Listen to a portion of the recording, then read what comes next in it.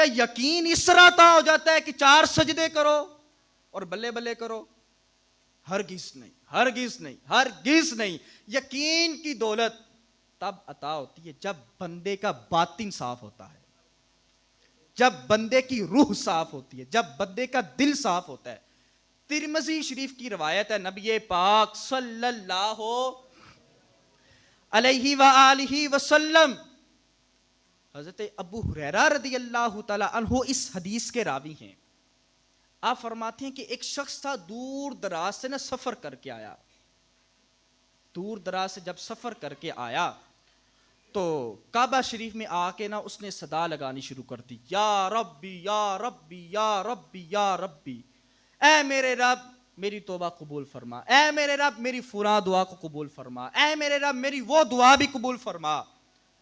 ابو ہریرہ فرماتے ہیں، محبوب فرمانے لگے اس کی دعا کیسے قبول ہوگی کہ اس کا کھانا بھی حرام کا، اس کا پینا بھی حرام کا، اس نے جو پہنا وہ بھی حرام کا، اور جس کے ذریعے اس کی تربیت ہوئی ہے وہ مال بھی حرام کا ہے، اس کی دعا کیسے قبول ہوگی؟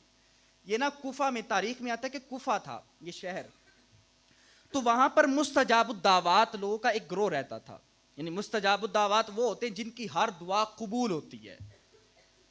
تو جب بھی ان پر کوئی ظالم بادشاہ آتا تو لوگ ان کے پاس جاتے، ان کی دعا کرواتے، ان کی دعا سے وہ ظالم بادشاہ کا جو تسلط تھا وہ ختم ہو جاتا۔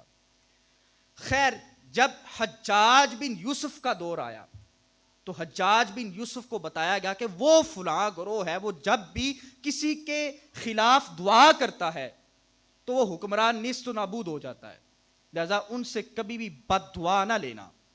حجاج بن یوسف نے کہا پریشان ہونے کی بات ہی نہیں ہے، یعنی پیر کو پتا ہونا چاہیے کہ میں اگر جو نذرانہ لے رہا ہوں، وہ جو نذرانہ لے کے آنے والا ہے وہ کہاں سے مال لے کے آیا ہے، پیر کو اتنا تو پتا ہونا چاہیے۔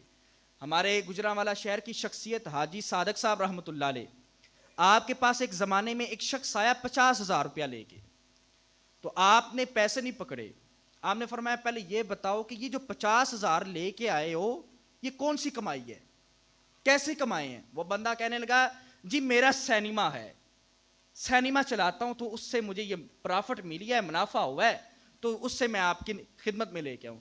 تو حاجی صاحب نے فرمایا یہ 50,000 ہے، اگر 50 لاکھ بھی ہوتے تو میں تمہاری اس کمائی سے کبھی بھی قبول نہ کرتا۔ پیر کو ایسا ہونا چاہیے وہ دیکھے تو صحیح یار جو مال آ رہا ہے آخر وہ میرے باطن کے لیے رکاوٹ تو نہیں بن رہا۔ ظاہر سی بات ہے پیر نے مریدوں کے لیے دعا کرنی ہے، دعا کب قبول ہوگی؟ جب اس کا باطن صاف ہوگا۔ دعا کب قبول ہوگی؟ جب اس کا دل صاف ہوگا، اس کی روح صاف ہوگی۔ تو حجاج بن یوسف کہنے کا پریشان ہونے کی بات ہی کوئی نہیں ہے۔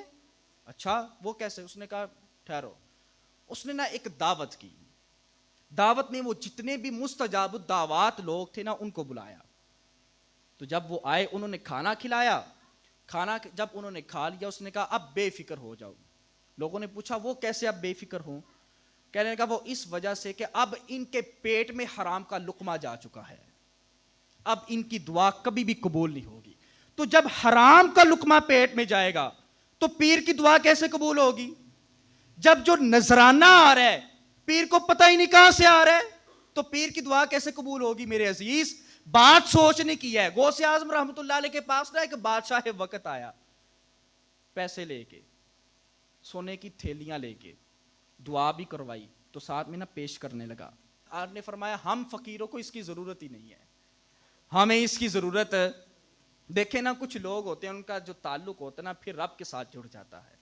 اعظم چشتی نے کہا تھا دارابا دارابا دارابو دارابت، اے میں پڑھ پڑھ مغز کھپایا، نہ کچھ لبا نہ کچھ ڈٹھا تے کوئی مقصد ہتھے نہ آیا، اکو دید سجندی مینو او میرا سارا علم پلایا، او اعظم اکو نام سجندہ میرے لوں لوں وچ سمایا۔ تو آپ فرمانے کہ ہم فقیروں کو اس کی ضرورت ہے، بولے تو صحیح اس کی ضرورت ہے۔ اس نے اصرار کیا، اس نے کہا لے لیں کچھ نہیں ہوتا۔